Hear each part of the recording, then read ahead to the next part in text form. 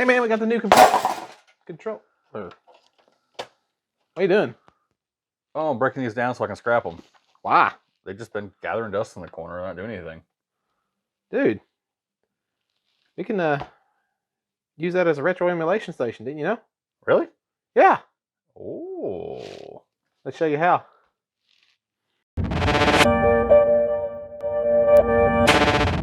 Hello everyone, welcome back to Beards, Bourbon, and Games. Today we got a tutorial video for you. Old computers. We've all had them. My first computer was an IBM, given to me as part of a college class to teach people in the county how to use computers back in the early 2000s. 1982. So whether it was your grandmother that gave you her computer, or your local library decided to donate, like these Dell Optiplexes that come by the pallets. You can even find these things on eBay for as low as like 25 bucks. I mean, they go for super cheap. You may think, well, what use do I have for that? Or let's say you upgraded your gaming computer and you got your old one, you don't know what to do with it. Can't give it away. Well, you can turn it into a retro emulation station. Even use one of these. Let's get started. All right, but first we have to introduce our new sponsor, Wave Browser. I mean, I'm kidding. No. I wanted to show what this was like using a browser that doesn't have ad blocker. Yeah, ad blocker.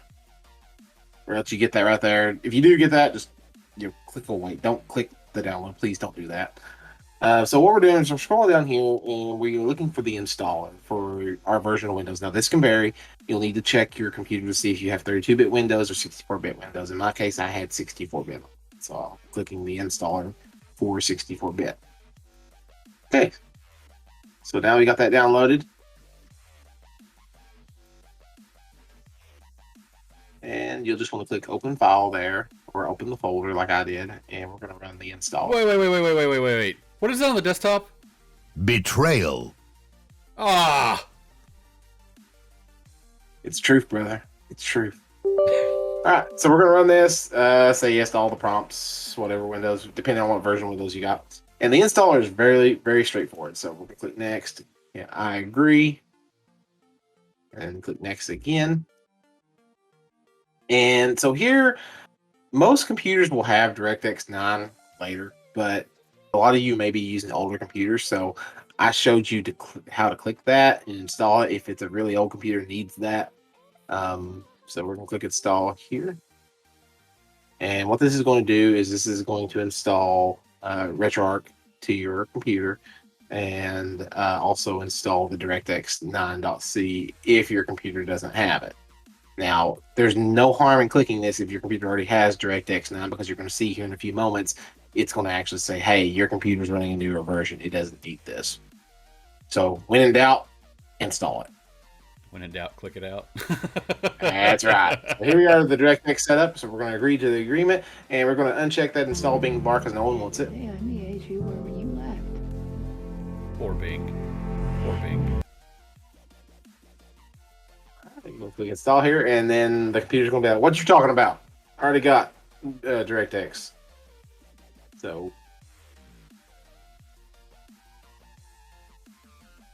click finish there. Okay, and we're going to click finish. So that's all there is to actually install RetroArch. So now we're going to jump into the setup.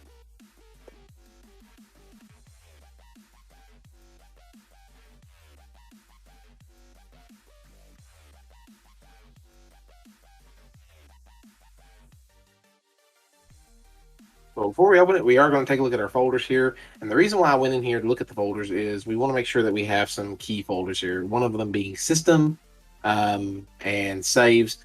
System will come into play much later with PlayStation games. You will see that I also added a games folder. I recommend doing the same and putting all your games files into one centralized location on the hard drive, and then what you can do there is you'll see a little bit later use folders to separate them out by what platform they're on. So we're going to open RetroArch. So you can use your keyboard to control this, or the best thing about it is it actually picks up DirectX input. So if you got an Xbox One controller or a Xbox 360 controller, it will pick up that input and you can actually control the interface using the controller.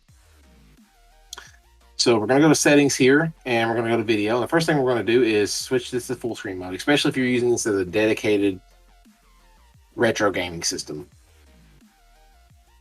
We got that.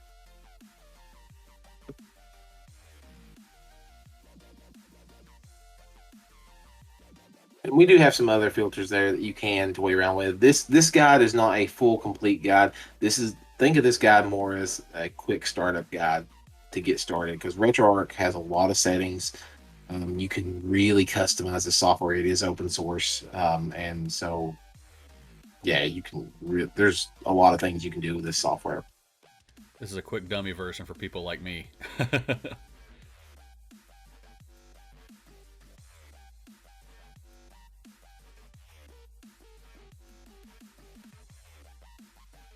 So now we're going to go to the configuration file settings, and we're going to save the current configuration. That's just going to save that the setting that we have. Now it's already built that if you quit RetroArch, it'll save the config file.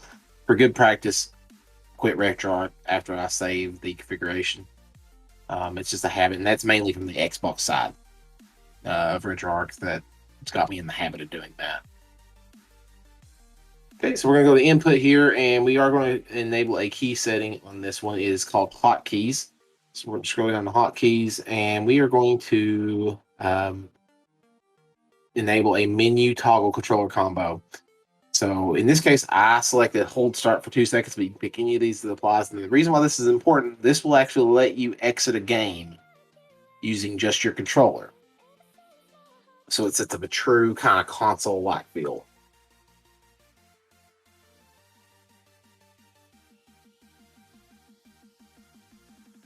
All right, we're going to go back to our main menu here, and now we're going to go to our online updater and select core downloader. This is where you're going to download your emulators. So there is a huge list here. You can press the down arrow, or if you press the right arrow on the direction pad, it will skip, and you can kind of skip down to the emulator that you're looking for. In this case, I'm looking for a Nintendo emulator. I love you, Nintendo. So we're going to select the Super Nintendo one and the SNES 9X. That's one I've always used. Now, there may be a couple that are actually a little bit better, but that's the one I always use.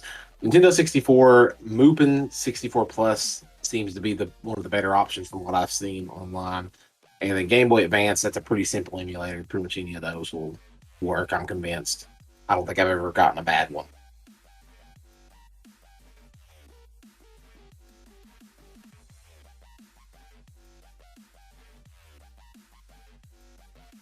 All right, we're going to click Update Installed Cores. So what that will do is that will update any cores that you have already installed. So a little bit later down the road, you can click that to update your cores that you've downloaded. You will see that I did go back in here. That's because I forgot my PlayStation one. We got to get DuckStation, because DuckStation's awesome. It really is. I'm surprised how good that works.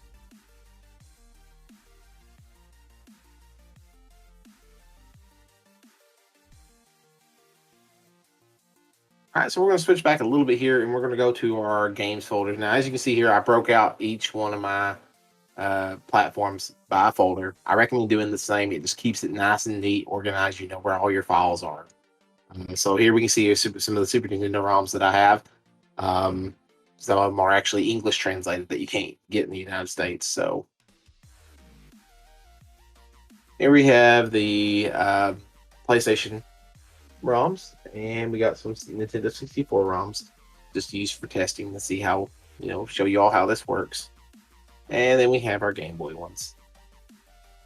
By the way, a huge Yu-Gi-Oh! Game Boy Advance nerd.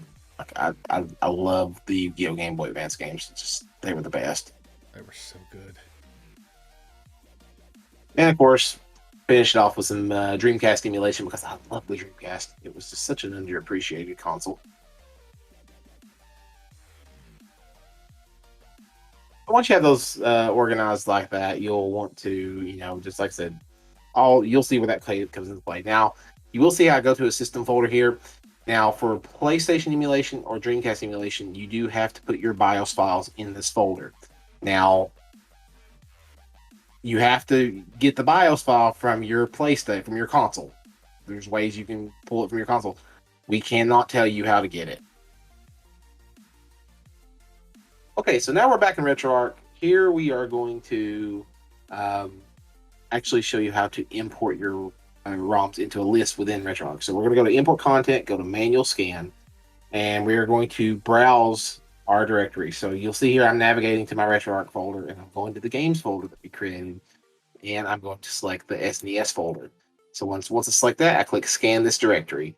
Next, I'm going to go down to System Name, click that, and I'm going to scroll down and select the proper platform, in this case, Super Nintendo Entertainment System. Now we're going to go down to default core, and I'm going to tell it what core to use. This is very important because that means it will configure RetroArch. Anytime you launch a Super Nintendo game, it will launch that emulator. Scan recursively means it'll scan folders within folders, and we also, in my case, I want to scan inside archives because all my ROMs, I've zipped them all up.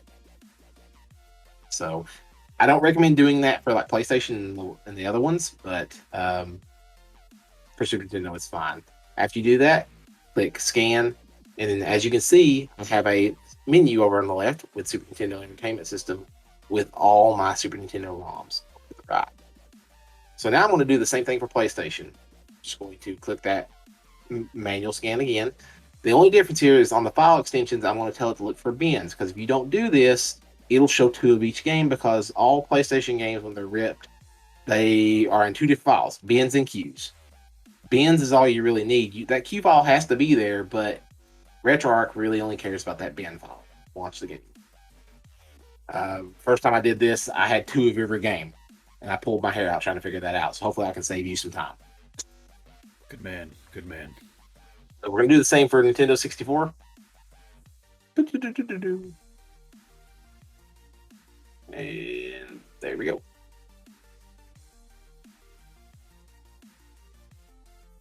Now this is interesting. I think this is a visual bug. If you see here, I tried to clear out that bin because I knew it would not find anything searching for a bin file, because Nintendo 64 does not use bin; it uses Z64. But I couldn't blank it out. It was interesting. You can get around that, by the way, by just closing RetroArch. Sure. All right, we're going to do Dreamcast here, and this is where I learned. And actually, no, I grabbed it before that. There was a point in time I didn't download my Dreamcast emulator. Yep, never mind. He was here. So I realized, oh crap, I didn't download my emulator. So I went to the online updater, went to the core downloader, and there's only one. There is Flycast here. It's doing okay, but personally, I'm a big fan of Redream, which is a standalone emulator. It's just so good. Like, it's really good. It's pretty much perfect emulation, Redream is. And it supports 1080p upscaling. So, but Flycast is about the only option that you think you have in RetroArch at the moment, which is fine. I mean, we'll see here in a little bit. It does okay. But the reason why I do this is because I like to have the options on the left, and it creates a neat little interface where you can just quickly go to your games. You don't have to manually hunt and select your files to launch your games. You can create a quick playlist over on the left-hand side and just launch your game. Okay, so I close RetroArch there to save all my settings just in case. And also, like I said, if you have a hard time with that whole file extension, getting that file extension search reset, just close out of RetroArch, relaunch it like I did here. It'll let you scan. The software does seem to be pretty good about selecting the proper file when you search for it. There are some cases I had to type in the extension, but mostly it does a pretty good job of saying, oh, this is a Dreamcast emulator, so I'm looking for this type of file.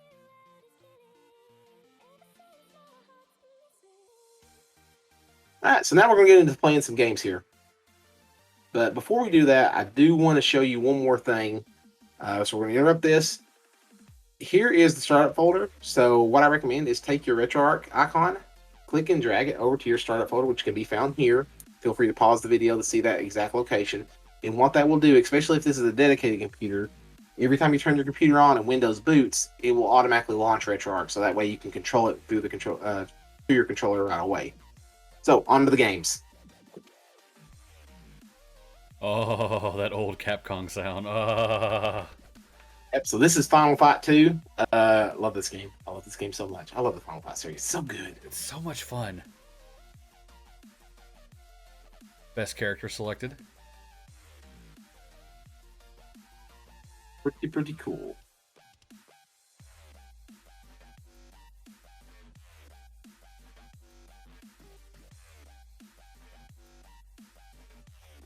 You know, if I kicked like that, my leg would snap in two.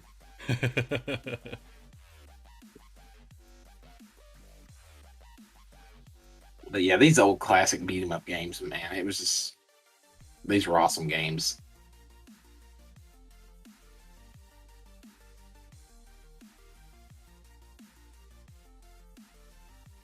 I love how well this works.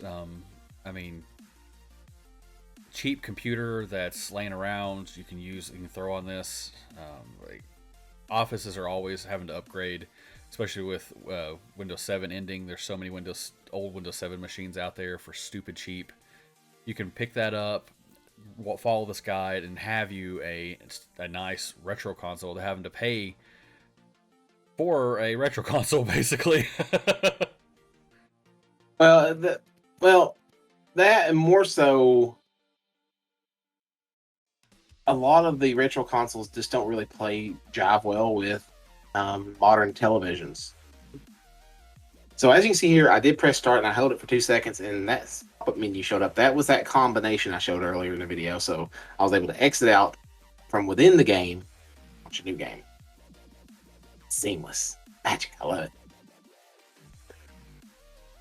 You know, before, I used to really like Launchbox until I actually started toying around with RetroArch, and now I think I like RetroArch a little bit better. I think it might be easier to launch through Steam, big box. LucasArts, man. This is Metal Warriors. I love this game. It's one of my favorite games.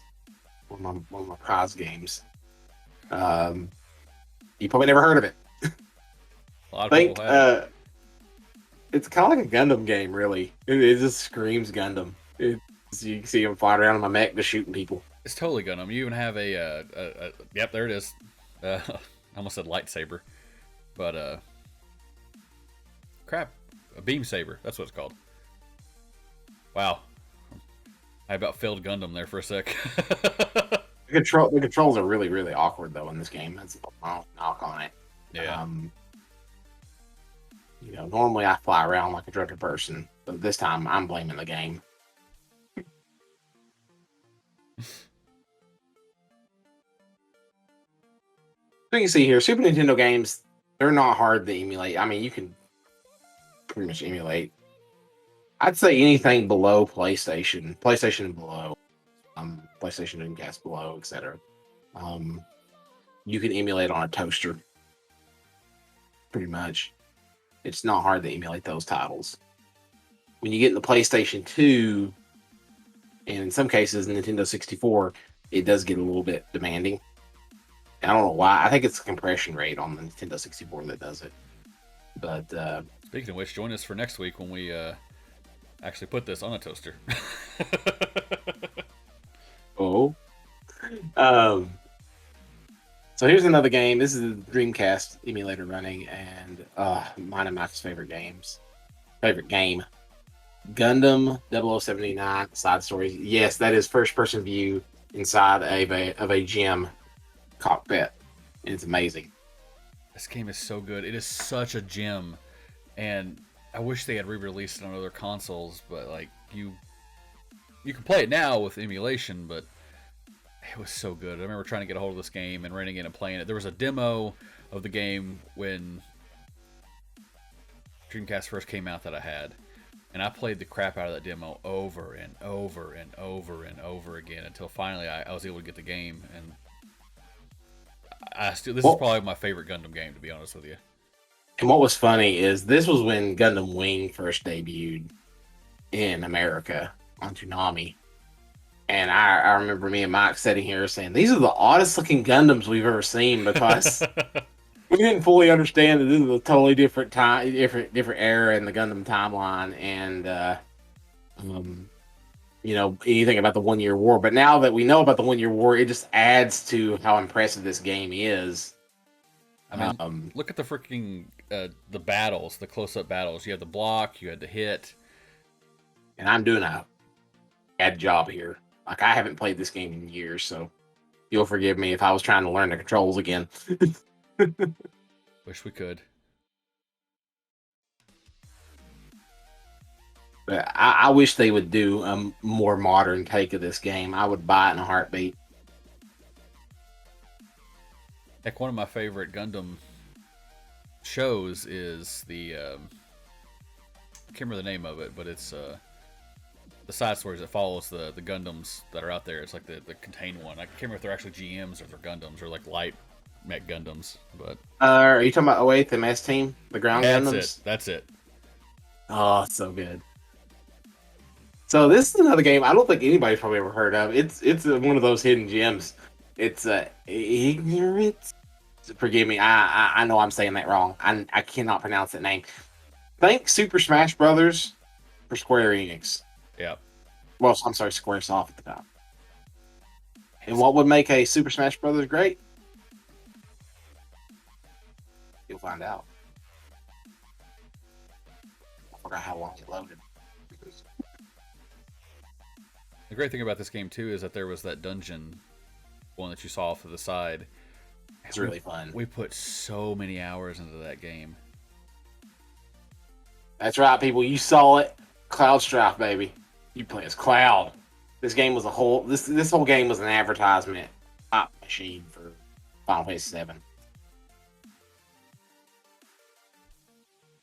But this is the PlayStation 1 emulator running, and as you can see, it's running really, really well.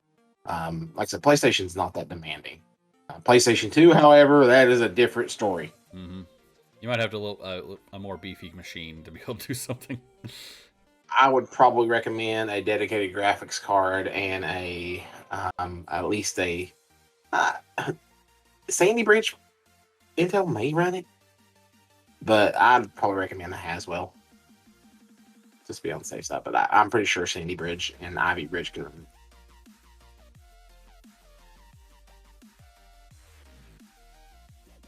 So you're not hearing this right now, but it plays the whole dun dun dun dun dun dun dun dun dun. That part. It's pretty cool. And this is the fight where I just get my butt handed to me by the AI. And by the way, yes, I do. I suck at fighting games. Always been bad. Ask Mike, he'll tell you he has a long list of stories about me playing fighting games against him, and he would just mop the floor with me.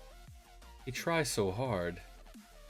I'm that guy that kind of slams my face against the controller and just rolls my face across it. And it's all, hey, how'd I do that cool move?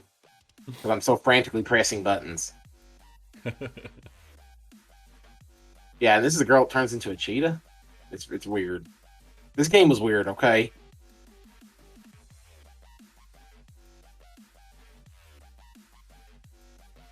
That's all the time we have for today's episode. We hope you find this tutorial very helpful. If you have any questions, please feel free to leave them down below in the comments. We'll respond to you and help you the best we can. If you like this video, be sure to smash that like button. It helps us with the YouTube overlords. Lets them know we're doing a good job. If you want to check out more content like this, feel free to check out our channel where we have a review of the GPD Win that also does emulation quite well. And if you like our channel, feel free to subscribe. Enable that bell notification so Mike can send some sweet videos your way in the middle of your workday. Right into your mind. As always, I'm your co-host, Conqueror Corey. And I'm Mike. And we'll see ya.